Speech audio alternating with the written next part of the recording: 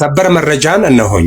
አርቲስት ነጻነት ወርቅነህ እንደሚሞት እኔ በህልሜ አይቼ ነበር ብላ ፋና እንዳለ እንግዲህ ይህንን ፖስት አድርገው ነበር። እንዲህ የሚል ፖስት ሰሞኑን አንድ ታዋቂ አርቲስት ይሞታል ብላ እንግዲህ በፌስቡክ አካውንቷ አጋርታ ነበር። እኔ ስጋማ ፈራሽ ነው፣ ነፍሴ ከአምላክ ነፍስ ጋር ተመሳሳይ ስለሆነች በማይሞተው ነፍሴ እወድሃለሁ ብሎ ጻፈልኝ። ከታላቅ ወንድሜ ጋር ቁጭ አልን እና ታላቅ ወንድሜም ደብዳቤ ጻፈልኝ። እሱን ቲያትር ያየ ጊዜ ደስ የሚል ደብዳቤ ጻፈልኝ። ምን ትላለች? ትንሽ ምን ይላል? ወንድሜ ነጻነት፣ ወንድሜ ነፂ አምላክ በሚወደኝ መልኩ እወድሃለሁ ብሎ ጻፍ ጀምርና መጨረሻ ላይ እኔም እወድህ በነፍሴ ነው።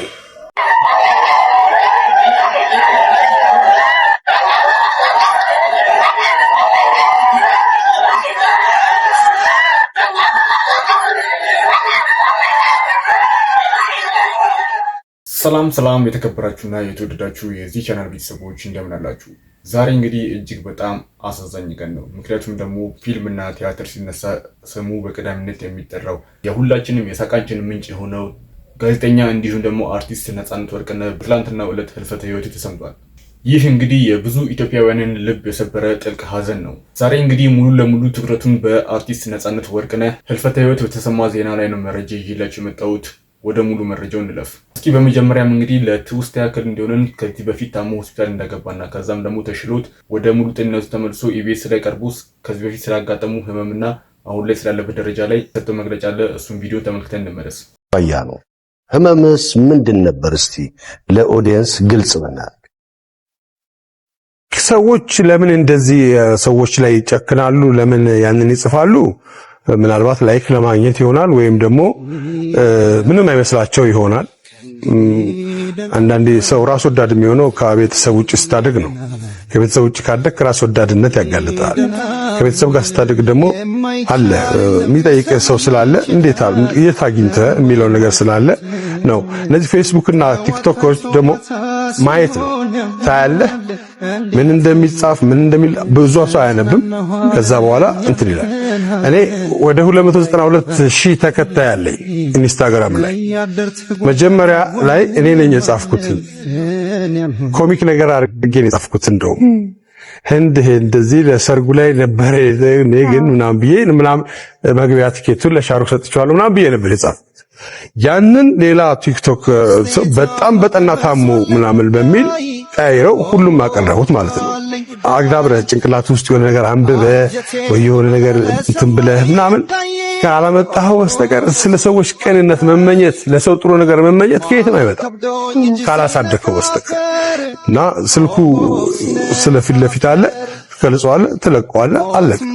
ከዛ ሰው ሁሉ ሲባል ነው እኮ ነኝ ያረኩት ምናምን ትላለህ። እንደዛ አይነት ነገር የሚሆነው ልክ ትምህርት ቤት ውስጥ ተንኮለኛ ሰው ይፈሳና ከዛ በኋላ ምናምን ሲባል ከዛ በኋላ እኔ እኮ ነኝ የፈሳሁት እንደሚል አይነት ነው እኮ እና የልጅነት ነገር ነው የሚሆነው። መሙ እንኳን ያው እንደዚህ ነው ምናምን ከሚባል ኦሬዲ የመዳን ከቨር የማድረጉ ነገር ስላለ የፋት ሰው ውፍረትን ተከትሎ ሊቨር የሚጫን ነገር አለ። ያንን ነገር በመቀነስና እንትን በማለት ማስተካከል አለብኝ ነው። እነዚህ ነገሮች እንግዲህ ከቤተሰብ ሲመጣሉ አንዳንዴ ምናምን ሐኪሞቹ ያው በእንግሊዝኛ ስለሚያወሩ የተቀባኝን እኔ ሆኜ ነው የነገርኳቸው እና አሁን አሪፍ ነኝ፣ ደህና ነኝ ያለሁት። ነገርየው ለሞት የሚያበቃ አይደለም። በየማሉ አሁን ቤተሰቦች እንግዲህ እንደተመለከትነው ከዚህ በፊት ኢንስታግራም ላይ ባጋራ ጽሁፍ መሰረት ሰዎች የራሳቸውን ሀሳብና አስተያየት እየሰጡበት ነበር። ይህም ደግሞ ተገቢ እንዳልሆነም እሱ መግለጫ ሰጥቶ እንደነበረ ሁላችንም እናውቃለን። እንዲሁም ደግሞ ነጻነት ወርቅነህ ለመጨረሻ ጊዜ ቃሉን የሰጠው ወይም ደግሞ ወንድሙ ጽፎለት በነበረው ደብዳቤ የሰጠው መግለጫ አለ። እሱን ቪዲዮ እንመልከት። ስጋማ ፈራሽ ነው፣ ነፍሴ ከአምላክ ነፍስ ጋር ተመሳሳይ ስለሆነች በማይሞተው ነፍሴ እወድሃለሁ ብሎ ጻፈልኝ። ከታላቅ ወንድሜ ጋር ቁጭ አልን እና ታላቅ ወንድሜም ደብዳቤ ጻፈልኝ። እሱን ቲያትር ያየ ጊዜ ደስ የሚል ደብዳቤ ጻፈልኝ። ምን ትላለች? ትንሽ ምን ይላል? ወንድሜ ነጻነት ወንድሜ ነጽ አምላክ በሚወደኝ መልኩ እወድሃለሁ ብሎ ጻፍ ጀምርና መጨረሻ ላይ እኔም እወድህ በነፍሴ ነው፣ ስጋማ ፈራሽ ነው፣ ነፍሴ ከአምላክ ነፍስ ጋር ተመሳሳይ ስለሆነች በማይሞተው ነፍሴ እወድሃለሁ ብሎ ጻፈልኝ። ትልቅ አባባል ነው። ከዛ አምነህበታል ይሄ ልጅ በዚህ ሊኖር ይችላል አለች። አዎ ይችላል አላት። ከዛ እሷ ተቀበለች። ስለዚህ ማዘርም ተቀበለች። ፋዘርም ታዋቂ ሰው ጊዜ በቃ ይሄ ትንሹ ይላል። እኔ እኮ 22 ዓመት ምናምን ሆኖኛል፣ 20 ዓመት ምናምን ሆኖኛል። እኔ የሰዎችን ምክንያት አከብራለሁ፣ የእኔንም ምክንያት አከብራለሁ። ለምሳሌ እኔ እናቴ ቆነጠጠችኝ አሁን ድረስ ይሰማኛል። ባደርግ የተቆነጠጥኩባትን ነገር ስለማቅ አሁን ለመዋኘት ልገባ ስል ያ ወንዝ ሰዋኝ የምትቀደር ስላለ ትንሽ እንትን አለብኝ። የሆነ አሁን እዚህ ከፍዬ ነው መዋኘው። ላይፍ ሴቨር አለ፣ ወንዝ አይደለም፣ ጠራራ ፀሐይ አይደለም፣ ሎሽን እቀባለሁ ምናምን ብዬ አስባለሁ። ግን ከሷ ጋር ሁሌ ጸቡ እኔ ወንዝ ሄጄ ዋኛለሁ በጠራራ ፀሐይ፣ እሷ ደግሞ ካሁን ልጅሽ ውሃ በልቶታል ነይና እሺ ይባላለሁ ብላ ነው የምታስበው። እና በጣም ጸብ ነው በዚህ የተነሳ። እና ያችን ቃል አውቃታለሁ የምትለውን ነገር እያንዳንዷን ነገር እሷ የሆነ ነገር ስናገራት አሁን የሰው ፊት የሚነገር ነገር ነው፣ አሁን የሰው ፊት ይወራል አይ ትላለች።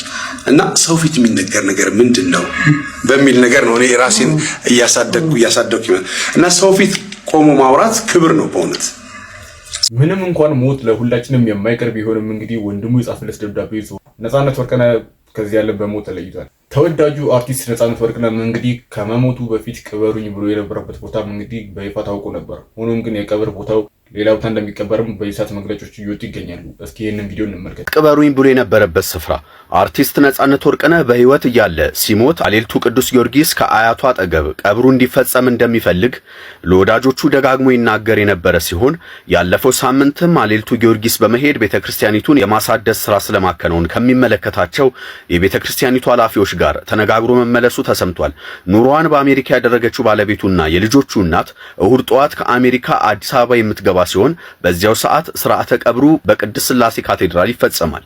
አርቲስት ነጻነት ወርቅነህ እንግዲህ ከመሞቱ በፊት ያስተላለፈው መልእክት ከአያቱ ጎን እንዲቀበር ነበር ፍላጎቱ። ሆኖም ግን በይሳት እየወጡ ያሉ መረጃዎች ሌላ ቦታ እንደሚቀበርም ተነግሯል። ነጻነት ወርቅነህ እንግዲህ ከመሞቱ ከአንድ ቀን በፊት በስራ ላይ እንደነበረም እንግዲህ የተለያዩ የስራ አጋሮች እየገለጹ ይገኛሉ። ከነዚህ መካከል እንግዲህ ተወዳጁ የፕሮግራም አቅራቢ ሰይፉ ከመሞቱ ከአንድ ቀን በፊት እጅግ በጣም ጤነኛ በሚባል ደረጃ ላይ ሆኖ ስራውን እየሰራ እንደነበረም ሲገልጽ ተመልክተናል። እስኪ ይህንን ቪዲዮ እንመልከት። ሰራ በነገራችን ላይ ነጻነት ወርቅነህ ትላንት የቤተሰብ ጨዋታን መጥቶ ቀርጿል። ትላንትና ትላንት ቀርጿል። ዛሬ ራሱ ጠዋት ለባብሶ ወደ ስራ ለመሄድ ሲያስብ ነው እንግዲህ ይሄ ድንገተኛ ህልፈት የተከሰተውና በጣም አስደንጋጭ ቀን ነው። እኔ ምን እንደምል አላውቅም። በጣም ነው ያዘንኩት። ያው መረጃ መስጠት ስላለብኝ እዛው ለቅሶ ቤት ሆኜ ነው የደወልከውና ቀብሩ መቼ ሆነ ሰይፉ? ቀብሩ የፊታችን እሁድ ነው። ቅድስት ሥላሴ ካቴድራል ነው።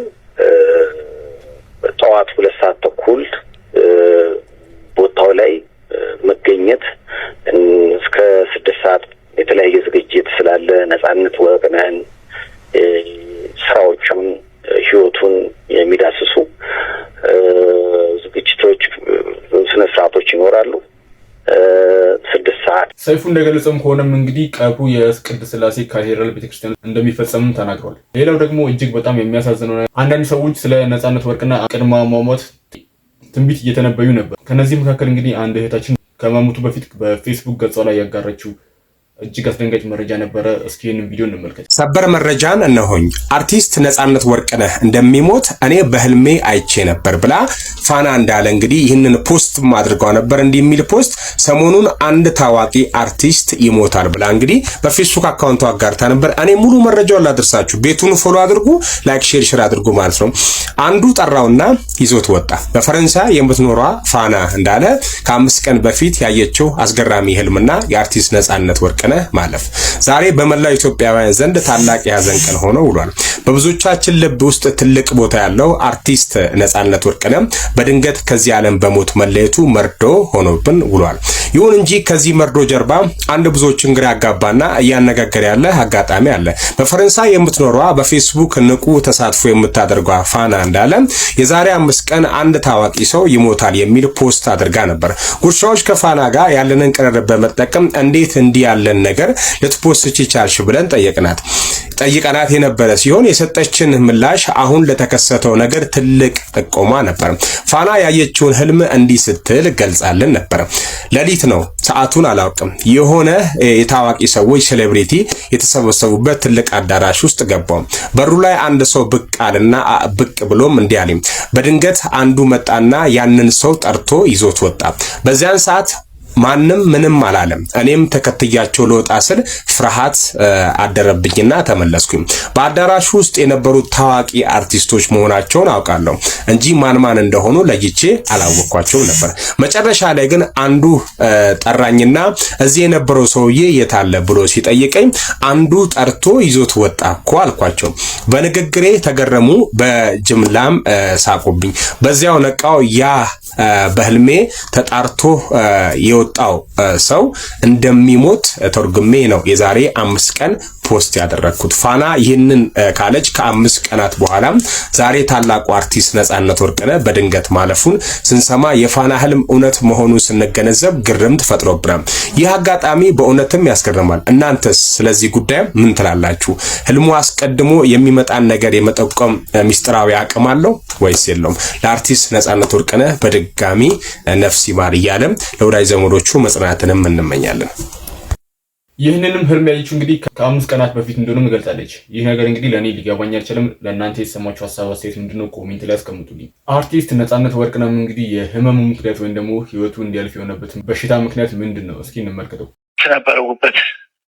ፊቱ ያስታውቅ ነበር በጣም ማለት ተኝቶ ነበር ብዙ ዳሬ ተኝቶ ነበር ብዙ አይ ዛሬ ነው ታረ ሄዶ በእግሩ ሄዶ ሆስፒታል ሲያመው ደህና ነበር ማታ። ኧረ ጠዋትም ስራ ሊገባ እንዴ አማመን ብሎ ከምር ነው ስራ ሊገባ? አዎ እንዴ አዎ ወጣሽ በኋላ ደውልልሻለሁ። እሺ ዳሬ በቃ እሺ ሶሪ ቻው። ተመልካቾቻችን አዲስ ዜና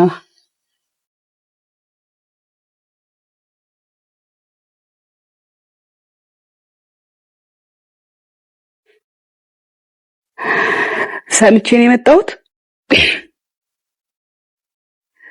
በበርካታ ስራዎች የምናውቀው በኮሜዲ ስራዎቹ፣ በቁም ነገር የፊልም ስራዎቹ፣ በቴሌቪዥን የቤተሰብ ጨዋታ ፕሮግራም አዘጋጅነት ናሁ ቲቪ ላይም እንደዚሁ የቤተሰብ ጨዋታ ፕሮግራም ያዘጋጅ ነበረ። አርቲስት ነጻነት ወርቅነህ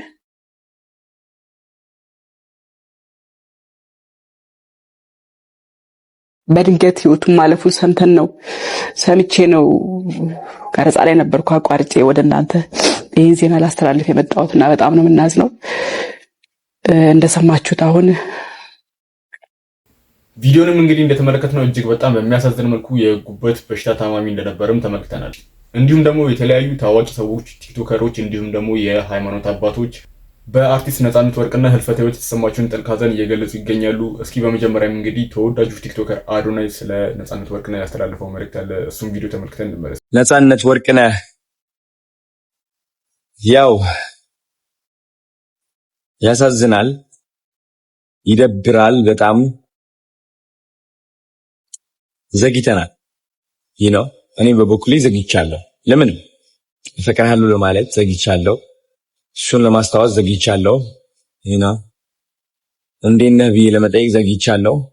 ሁላችንም እንደዘገየ ነው።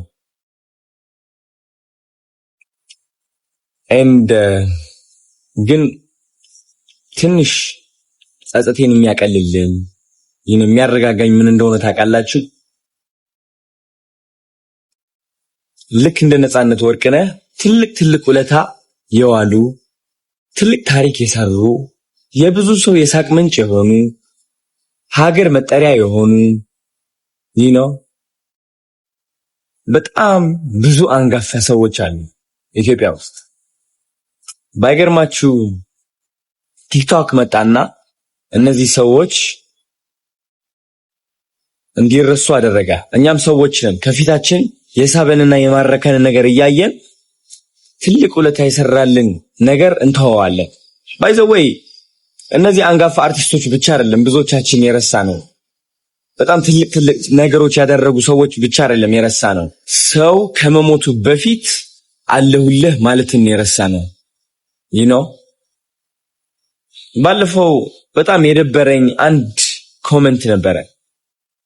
ጋሽ ፋንቱ ማንዶዬ እንግዲህ ያው ሰልፍ ይዞ ታክሲ ላይ አየዋቸው እና ያ ቪዲዮ ለቀቁት። ግን በጣም ብዙ አሉታዊ የሆኑ መሰጆች ደረሱ። ለምንድነው ጋሽ ፋንቱ ማንዶዬን የምታገዛቸው? ለምን? ምን ያደርግላቸዋል? ልጃቸው እኮ አሜሪካ እኮ ነው። አያችሁ እናንተ የመሰላችሁ ዕቃ መስጠት ነው የታያችሁ። እሱ ነው ኦፍ ኮርስ መኪና ተሰጠ። ቅንጦት ነው የሚመስለው ይሄ ሲታይ ደግሞ። ግን ጋይስ ማወቅ ያለባችሁ እየሰጠናቸው ያለው ዕቃ ሳይሆን ክብርን ነው፣ የሚገባቸውን ደረጃን ነው። ቀን ቢጥላቸው እኛ ግን መክዳት የለብንም እነሱ። ስለዚህ ጋሽ ሰሎሞን መኪና ሳሰጣቸው መኪና ሳይሆን የሰጣቸው ተስፋን ነው፣ ሰው አለልኝን ነው፣ ሰው ይወደኛል ነው፣ ሰው አልረሳኝም ነው። ከመኪና በላይ ይህ መንፈሳዊ ጥንካሬ እንሰጣቸዋለን። ሱራፌልም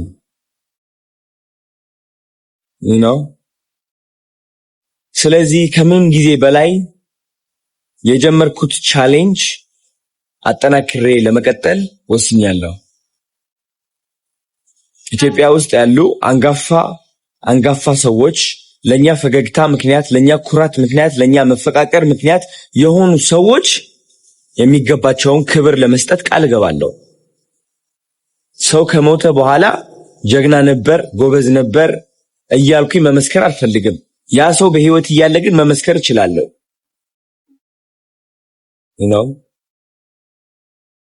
ስለዚህ አንድ ጥያቄ ጠይቃቸዋለሁ። የኢትዮጵያ ካምፓኒዎች፣ ቢዝነሶች በተቻላቸው አቅም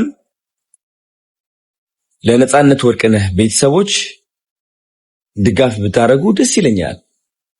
ድጋፍ ያስፈልጋቸዋል ወይስ አያስፈልጋቸውም የሚለው እርግጠኛ አይደለሁኝም። ማያስፈልግ ከሆነም ችግር የለውም፣ ግዴታ አይደለም። ግን ካስፈለገ ብናደርግ ድጋፍ ደስ ይለኛል። የሚያጠነክራቸው because ይህ ቪዲዮ የነጻነት ወርቅነህ ቪዲዮ አይቼዋለሁ። እሱ ብቻ ነው ያላቸው። ስለዚህ እንቁምላቸው። አትሊስት በዚህም ከሰው ነጻነት ወርቅነህ ልበቀናው ቲክቶከር አዶናይም እንግዲህ እጅግ በጣም በሚያሳዝን መልኩ ጥልቅ ሐዘን መግለጫውን ሰጥቷል። እኛም እንግዲህ ለመላው ቤተሰቦቹ መጽናናትን እንመኛለን። እንዲሁም ደግሞ ዲያቆን ኃይሌ ስለ ነጻነት ወርቅነህ ህልፈተ ህይወት ያስተላለፈው እጅግ ጥልቅ የሆነ የሐዘን መግለጫ አለ። እሱ ቪዲዮ ተመልክተን እንመለስ። ዲያቆን ሄኖክ ከነጻነት ህልፈት በኋላ አቤቱ የባሪያህን የቃል አብን ነፍስ አሳርፍ። ውድ ወንድሜ ነፂ፣ እንዳልከው የማንቋቋመው የሚያሳምም ሐዘን ነው። እኛ ያሰብነው ያቀድነው አልሆነም። የጌታ ፈቃድ ይሁን ብለን ዝም እንላለን። የምትወደው አምላክ በምትወልደው መልአኩ ቅዱስ ዑራኤልና በመላእክት ታጅቦ ነፍስን ያሳርፋት። እግዚአብሔርን ለመፈለግ ልቡን የሚያቀናውን ሁሉ ቸሩ እግዚአብሔር ይቅር ይበለው ሲልም ዲያቆን ሄኖክ ኃይሌ ከቅዱሱ መጽሐፍ ጠቅሶ ጽፏል። አሜን፣ ይቅር ይበለው። መጨረሻም እንግዲህ አርቲስት ነጻነት ወርቅነህ ልጆቼን አደራ ሲል ለኢትዮጵያ ሕዝብ ልጆቹን አደራ ሰጥቶ ከዚህ ዓለም በሞት እንደተለየን እናውቃለን። ልጆቼን አደራ የአርቲስት ነጻነት ወርቅነህ የመጨረሻ ቃሉ ነበር። እንደሚታወቀው እጅግ ተወዳጁ የዋሁ እንዲሁም ደግሞ በሳቅ የሚያዋዛን የነበረው አርቲስት ነጻነት ወርቅነህ በዛሬው ዕለት ከዚህ ዓለም በሞት መለየቱ ሁላችሁም ሰምታችኋል። ታዲያ የመጨረሻ ቃሉ የነበረው ልጆቼን አደራ የሚለው ቃል ነበር። ያ ብቻ አይደለም። እጅግ በሚያስገርም ሁኔታ ከሳምንታት በፊት ይህንን ከጀርባ የምትመለከቱት ፎቶ ማለት ነው በኢንስታግራም ገጹ ላይ ፖስቶት ነበር። አንድ ቃልም ተጠቅሟል። ይህ ፎቶ ለማስለቀሻነት አሪፍ ነው ወይም ደግሞ ለሀዘን መግለጫ አሪፍ ነው ሲልም ፖስቶት ነበር። በሰዓቱ ምን አይነት ህመም ላይ ነበር፣ ምን ተሰምቶት ነበር እንግዲህ አይታወቅም። እጅግ ያሳዝናል። በድጋሚ ለወዳጅ ዘመዶቹ ለቤተሰቦቹ መጽናናትን እመኛለሁ። በኢትዮጵያ የፊልምና የቲያትር ታሪክ ውስጥ ስሙ ሲነሳ ፊታችን ላይ ፈገግታን ልባችን ውስጥ ደግሞ ትልቅ አክብሮትን የሚጭር አንድ ድንቅ የጥበብ ሰው አለ፣ ነጻነት ወርቅነህ። ነጻነት ለጥበብ ባለው ፍቅርና በማይደገም የትወና ብቃቱ ለብዙ ዓመታት የኢትዮጵያውያንን ቤት በደስታና በሳቅ ሞልቷል። ዛሬ ስለሱ ስናስብ በምናባችን የሚመጡት እነዛ የማይረሱ ገጸ ባህሪያቱ ናቸው። እስቲ ትዝታችንን ወደ ኋላ መለስ እናድርገው። የትዝታ ማህደር ከሲቲ ቦይስ እስከ ቾምቤ። በሲቲ ቦይስ ፊልም ላይ ያሳየን ያ የአራዳነት ወግ ቅልጥፍና በሳል ነግራት ውስጥ የነበረው ጥልቅ ስሜት ዛሬም ድረስ እንደ አዲስ በህሊናችን ይመላለሳል። ነጻነት በስራዎች ውስጥ ተራ ተዋናይ ሳይሆን የሚወክለውን ገጸ ባህሪ ተላብሶ የሚኖር የጥበብ ሰው ነበር። በተለይ ደግሞ ኤፍቢአይ እና ቾምቤ ሲነሱ የማይስቅ የማይደሰት የፊልም አፍቃሪ ያለ አይመስልም። በእነዚህ ስራዎቹ የነበረው የንግግር ችሎታ፣ የፊት ገጽታ መለዋወጥና የተመልካቹን ልብ የመሳብ ብቃት እጅግ አስደናቂ ነበር። ያንቺው ሌባ 2 እና ሚስተር ኤክስ ደግሞ የነጻነትን ሁለገብ ተሰጦ በጉል ያሳዩልን ስራዎቹ ናቸው። ነጻነት ወርቅነህ በቃላት የማይገለጽ ተሰጦ ነበረው። ኮሜዲ ሲሰራ ከልባችን ያስቀናል። ቁም ነገር ሲያወራ ደግሞ ጆሮአችንን ሰተን እንድንሰማው ያደርገናል። እሱ የሰራቸው ፊልሞች ዝም ብለው የሚታዩ ሳይሆኑ ከቤተሰብ ጋር ሆነን የምንግባባባቸው የምንወያይባቸውና በየመሃሉ የምንጠቅሳቸው የትዝታ ድልድዮች ናቸው። ዛሬ በአካል ቢለየንም ጥሎልን የሄደውን የጥበብ አሻራ ግን ሁሌም ሕያው ሆኖ ይኖራል። ያ ፈገግታው፣ ያ ጨዋታውና ያ ድንቅ ብቃቱ በኢትዮጵያ የጥበብ ሰማይ ስር እንደደመቀ ይቆያል። ጥበብ አትሞትም፣ የጥበብ ሰውም በስራዎቹ ዘላለም ይኖራል። በድጋሚ ለተወዳጁ አርቲስት ነጻነት ወርቅነህ ነፍስ ይማር። ለቤተሰቦቹ ለወዳጅ ዘመዶቹና ለመላው አድናቂዎቹ መጽናናትን እመኛለሁ። ስለ አርቲስት ነጻነት አንድ ልብ የሚነካ ነገር ልንገራችሁ። የዓለም ኮሜዲ ንጉሥ ቻርሊ ቻፕሊን በአንድ ወቅት እንዲህ ብሎ ነበረ። ማንም እምባዬን እንዳያይብኝ ሁሌም ዝናብ ውስጥ መራመድ እወዳለሁ። ይህ አባባል ለቀልድ የተነገረ ሳይሆን ከሳቅ በስተጀርባ ስላለው የኮሜዲያኖች ስውር ህመም የሚናገር ጥልቅ ስሜት ነው እንጂ። በዓለማችን ላይ ሆነ በሀገራችን ያሉ ብዙ ኮሜዲያኖች የራሳቸውን ህመም ደብቀው የውስጣቸውን እንባ አውጥተው ለእኛ ፈገግታ ሲያድሉን ኖረዋል። የኛው ነጻነት ወርቅነህም ልክ እንደ ቻርሊ ቻፕሊን ነበረም። እኛ በስራዎቹ ስንስቅ፣ በመድረክ ላይ በሚፈጠረው ቀልድ ስንዝናና ምናልባት እሱ በውስጡ ምን አይነት ዝናብ ይዞ እንደነበረ አናውቅም ነበረ። ህመሙን በፈገግታ ሸፍኖ የራሱን ጭንቀት ወደ ጎን ትቶ የእኛን ጭንቀት ለማቅለል የኖረ ህመሙን ደብቆ ፈገግታውን ያካፈለን የዋ ነፍስም ነበረም። ኮሜዲያኖች ሐኪሞች ናቸው፣ ነገር ግን ራሳቸው ታመም ያለው አይሉም። ነጻነት ህመሙን አላሳየንም፣ ነገር ግን ሳቁን ሰጠን። ዛሬ ላይ ቆመን ስናስበው ለካ ያ ሁሉ ፈገግታ በውስጡ ስንብስ ይዞ ነበረም። እንደ ቻርሊ ቻፕሊን በዝናቡ ውስጥ እንባውን እንደሸሸገው ሁሉም ነጻነትም ህመሙን በሳቁ ውስጥ ሸሽጎ አለፈ። ላሳቀን ሳቅ፣ ለሰጠን ደስታና ለነበረን ቅንነት ዋጋው ክብርና እረፍት ነው። ነፂ ነፍስ በሰላም ትረፍ።